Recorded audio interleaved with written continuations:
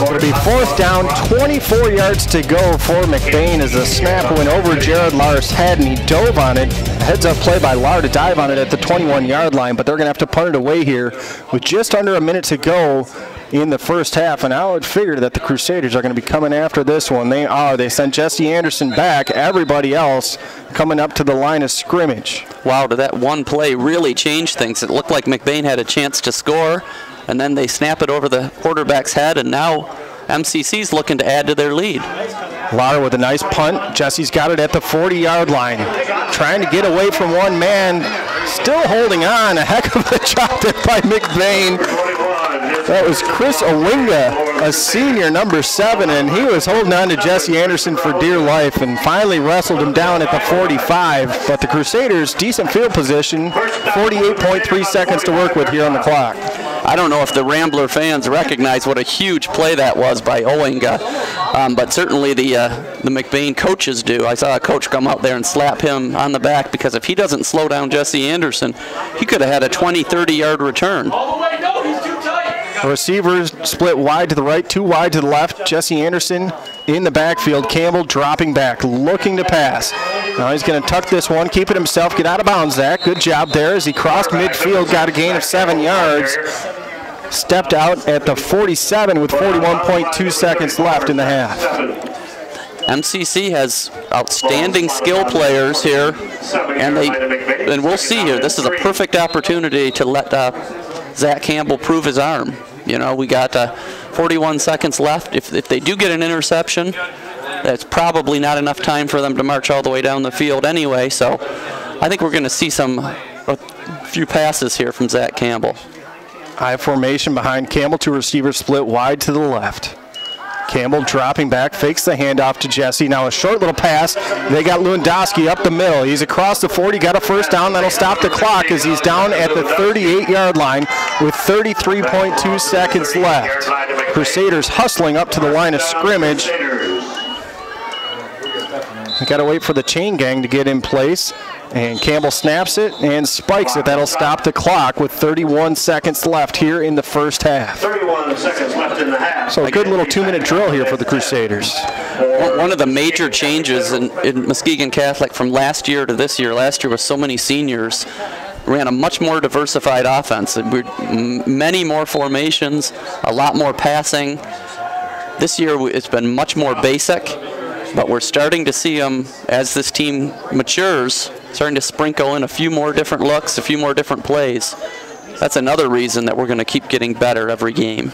Ball's on the 37-yard line of McBain. 2nd down and 10 with 31 seconds left. Zach Campbell under center. He's got 2 tight ends. Receiver split wide to either side. Fakes the handoff to Anderson.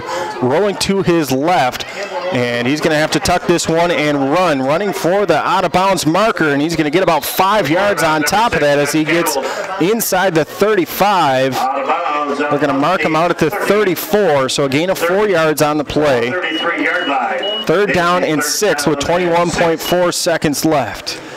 Again, having a multi-threat quarterback like Zach Campbell, every time he rolls out, the defense doesn't know what to do. You know, do you keep guarding your man, or do you come up and try to tackle him?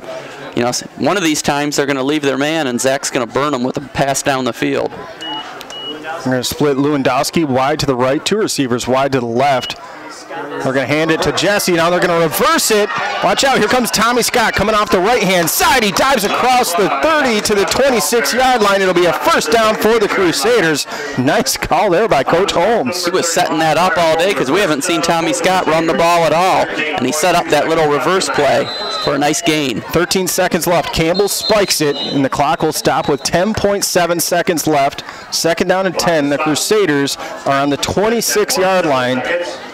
So you got maybe a shot or 2 at the end zone here. I don't know if this is in Zach's kicking range by any means. We haven't seen him try a field goal all season.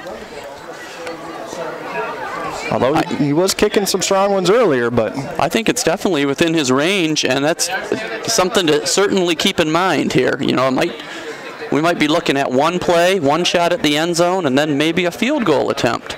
Or do you try to gain a few more yards to have a better chance of making a field goal? We'll see what they call here. They do have a timeout in their back pocket. 10.7 seconds left. Second down, 10 yards to go from the 26-yard line of McBain. Two receivers wide to the left, two receivers wide to the right. Now Lewandowski goes in motion to the left. Campbell's going to roll to the left. Looking. He's got a man open. It's Lewandowski.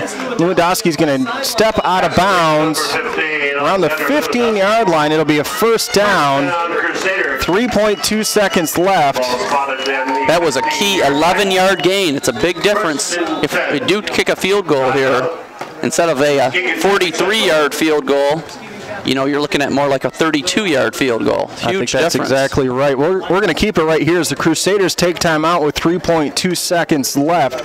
Again, we want to thank all our sponsors, including Dean Transportation, who sponsors all our commercial breaks, and Frontier Communications, who's been bringing these games to you all season long here on Country 93.1.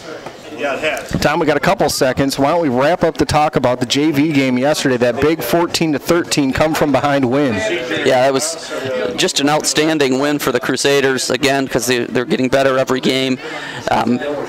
You know, some of the key players on that team, you got the quarterback, Zach Houston, a couple of the running backs, the twin brothers, Dom and Anthony Woodard, and then a couple of the leaders up front, Joe Pallas and Gabe Hansen. Like I mentioned, 8 of those players are moved up to the varsity, and they scored on a swinging gate 2-point conversion with 2 minutes to go to give them a 14-13 win. So congratulations to the JV team. Ball will be on the left hash mark at the 22-yard line. A 32-yard kick coming up. It is up, and it is wide to the left. Kick is no good. The clock stops with 0.2 seconds remaining, so one down here for the McBain Ramblers at the end of the half. It was a line drive kick there. Had the distance, but just didn't have it in between the uprights for Zach Campbell. Well, a couple of things. First of all, I believe that was the correct decision to go for the field goal, especially in a defensive struggle like this. That 3 points could be huge. And secondly, yeah, it's a big factor that he didn't make the kick, because if he makes that and we're up by a full touchdown, we'd have a lot more momentum going into halftime. Now McBain leaves feeling pretty good about themselves. That'll be it for the first half as Lauer takes a knee.